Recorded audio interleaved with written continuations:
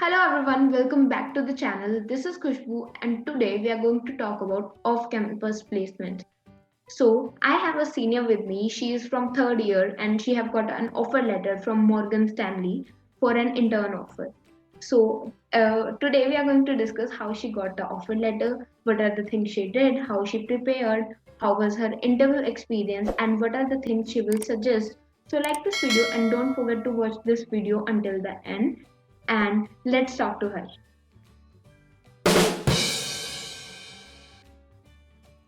Hello Deep, congratulations on your internship and would you like to introduce yourself? Yeah, thank you, Kushbu, for inviting me on your channel. Hey everyone, I'm Nishtha, a third year student pursuing BTech from Maharaja Agrisen Institute of Technology, Delhi, majoring in IT, and I recently got an internship offer from Morgan Stanley. Yeah.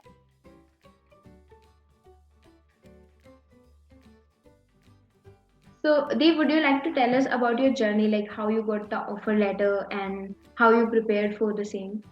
Sure. So I started coding from my second semester. Then whole second semester I was doing this coding, and basically I took an offline course. Then I was a teaching assistant at Coding Ninjas, and then I started with the development part, basically which was machine learning. And then I was doing the programming side by side, and then I was participating in various programs like some hackathons or coding competitions as well. And then also I was doing some internship side by side, or I was a live coding instructor as well.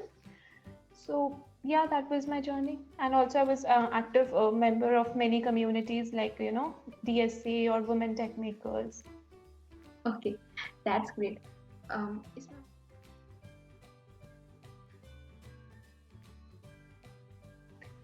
It's an off-campus opportunity. I Mhm. saw on LinkedIn that MS is hiring for interns, so I applied on their careers portal and without any referral. That's great. So how many rounds were there? Firstly, I was asked my CGPA and college. Then I got a test link. Mhm. Then there was a test. A first round was test, and then two interview rounds. First one was technical. Second one was HR round. Okay, that's great.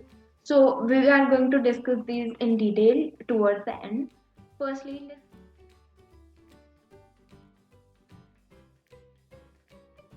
Yeah, so as I mentioned, I took a course. So I Mhm. used to practice on their ID because they have some curated videos and questions.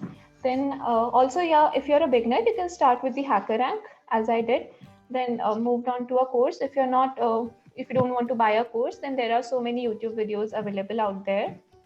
Then also for tutorials, you can use GFG, and then practicing wise you can use LeetCode, or there are so many platforms. I would suggest LeetCode. Then there are so many GitHub repositories also. And what I used to do is that I used to solve company wise questions, which usually gives an idea of how which questions are, like what is the pattern of certain companies. So that also helps us a lot. And also reading interview experiences of others gives you an insight that how is the tech interview like take places in the company. okay, that's great. So now I have a very interesting question for you. So, like, if you have to do your BTech all over again, the whole 3 years that you have done till now, but you remember the experience you had right now. So, what will be the things you will do differently? Like, if there are some regrets and you want to like change them, or if there are best things you did and you want to like double down your efforts on them. So, what are these going to be? What are the changes you want to make? First of all is that I will start my coding from my first semester, which I wasted. Okay. Then also there are so many programs for second years like Google Step Intern, Amazon Coders, and sorry, Microsoft Coders and Amazon Wow. So I Mhm. missed these programs because I was not much aware. And also in my first year, and basically the second year also till third semester, I didn't knew about LinkedIn because there was no such like environment. So I didn't get the proper guidance. So I would make a good LinkedIn profile also from the early start, which I made in the fourth semester. So yeah, that were the things, and also I would be active from the first semester only. So I could, the basic thing is that I could start early and be very aware of the things going around. Okay, that's great. So,